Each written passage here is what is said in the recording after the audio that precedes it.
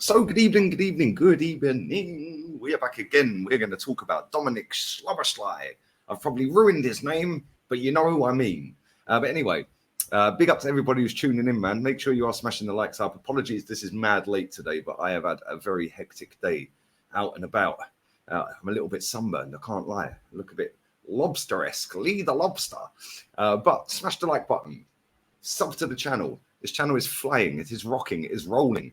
And that is all down to you guys sharing the content around and helping make it grow really quickly, actually. So thank you very much. It's on 16.3K at the moment. Let's see if we can get that up to 17 ASAP. Make sure you leave your comments and super chats down below as well. Appreciate everybody who does do that. But yeah, Dominic Szoboszlai. I sound like I'm a bit drunk. He has or is signing. He's actually currently in Liverpool. Yeah, this is a great signing. I can't lie. This is a player I wanted when he was at Salzburg. And obviously we know with these Red Bull clubs that it's a little bit like a human trafficking movement, isn't it? They literally just take them from here to here. And then they put massive release clauses on them and funnel it all back in and do it all over again.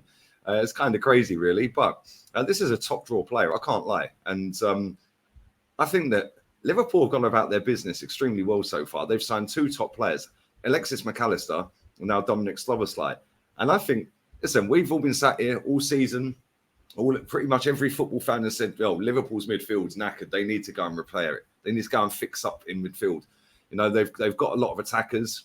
They've got decent defenders. Although Van Dijk is a bit of a concern for me. I'll come to him in a minute, because when you look at the front line, Salah, Darwin Núñez, people take the mick out of him. He's going to score goals in that team. Of course he is. Salah will always produce goals in that team.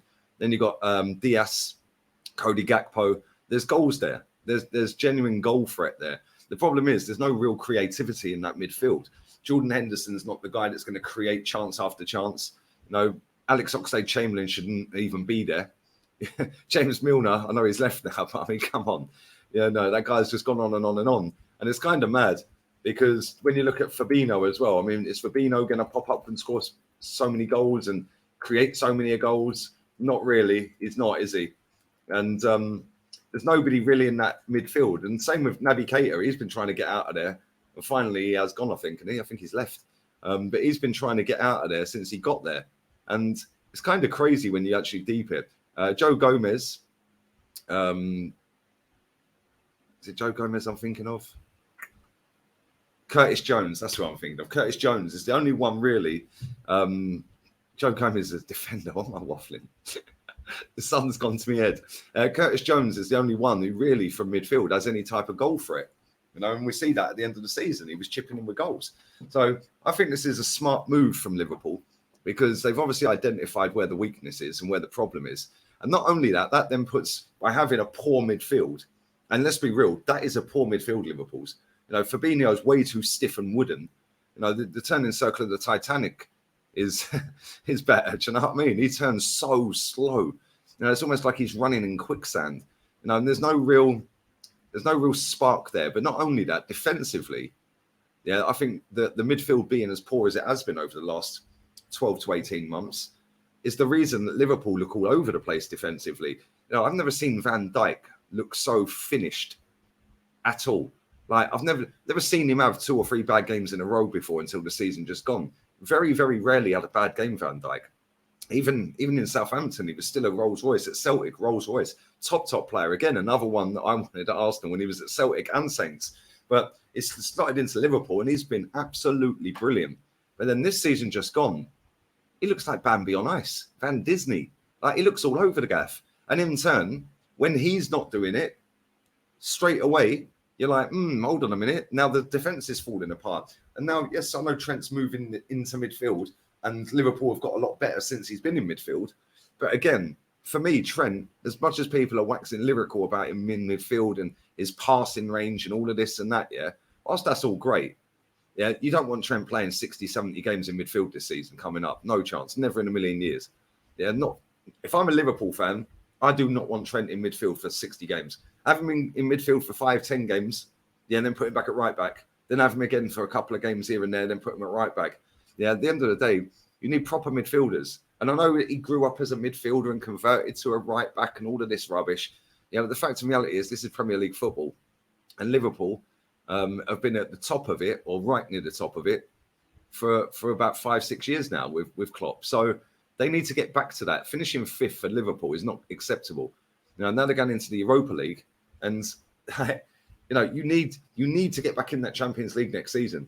You have to. I wouldn't say compete for a title, because I don't think anyone's going to win it other than Man City. They're the only club that actually genuinely, seriously take it proper and say, yeah, we're having it every year.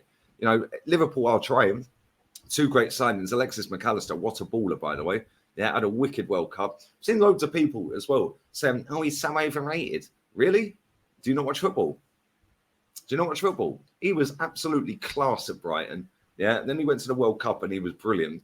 He's come back and he's been class again.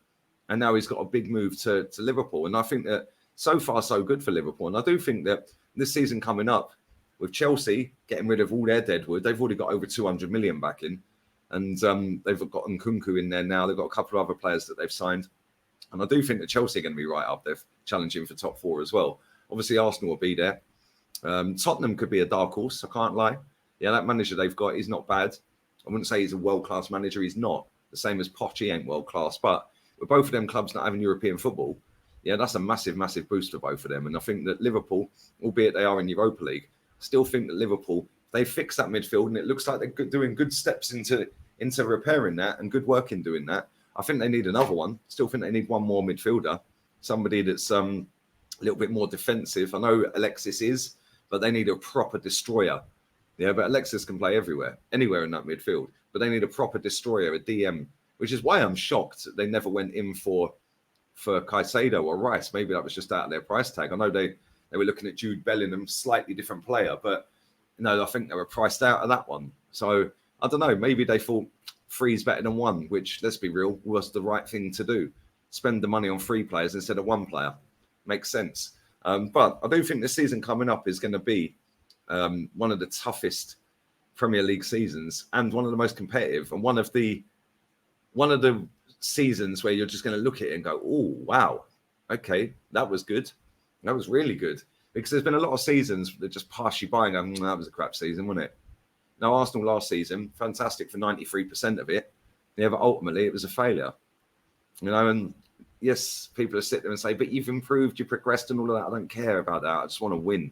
Yeah, and I think that as soon as a few more football clubs start taking it seriously, it will end Man City's cycle.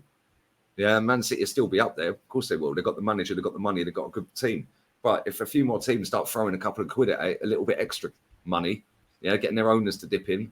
Liverpool's owners are a shambles. Arsenal's owners, until recently, have been a shambles. In the last 3 or 4 years, they've actually got their checkbooks out, albeit it's not their money, but they've allowed the club to spend money. And this is where I look at it and I think, if the Conkeys had put an extra 100 million in, or if FSG had put an extra 100 million in, now Liverpool might have finished in a title race last season. Liverpool might win the title this season, but they ain't doing enough. They ain't doing enough to win a title.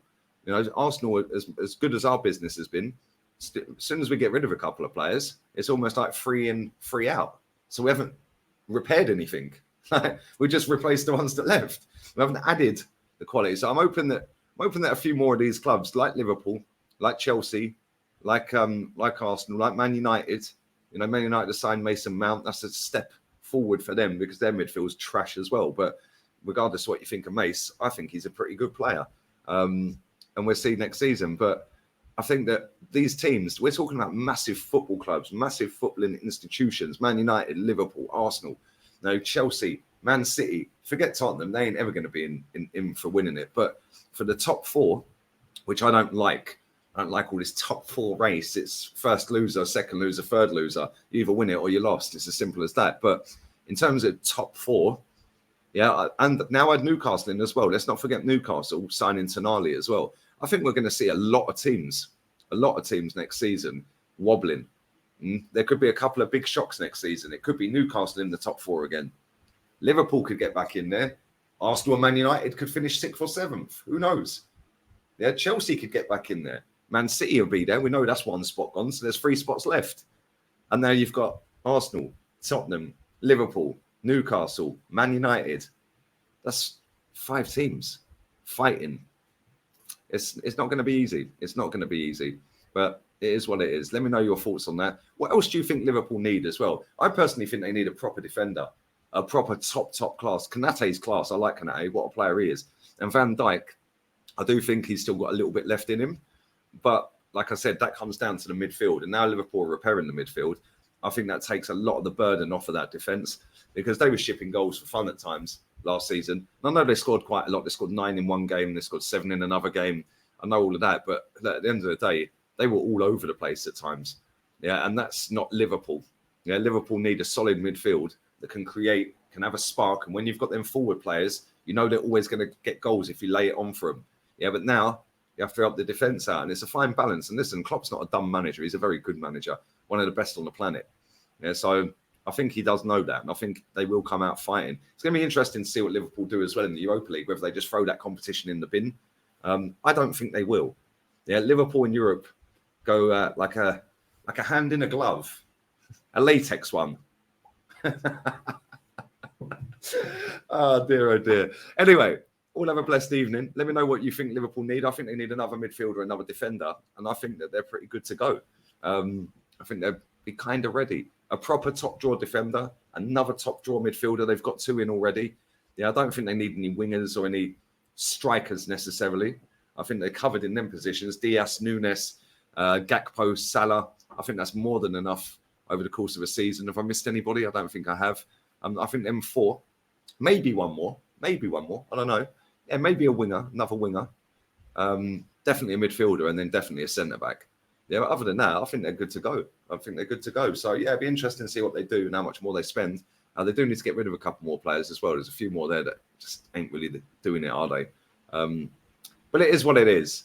Let me know your thoughts on all of that. Leave it all in the... Diogo Jota, that's who I forgot. Leave it all in the comment section. All have a blessed evening. Check out my second channel, Mbappe to Arsenal. Check it out, because obviously, as soon as that story's popped out, it's now trending, and everybody on the internet that supports Arsenal is now pants down, latex glove out, Vaseline, and all thinking it's happening. Well, I'm here to tell you right now, it's not. So go and check that video out, and all have a blessed evening. I'll be back again tomorrow. Have a wonderful Saturday evening. Happy 1st of July. And we out of here, people. Make sure you smash the likes, share the content, super chats, comments, all of that good stuff. Make sure you are subbing, most importantly. Adios, amigos.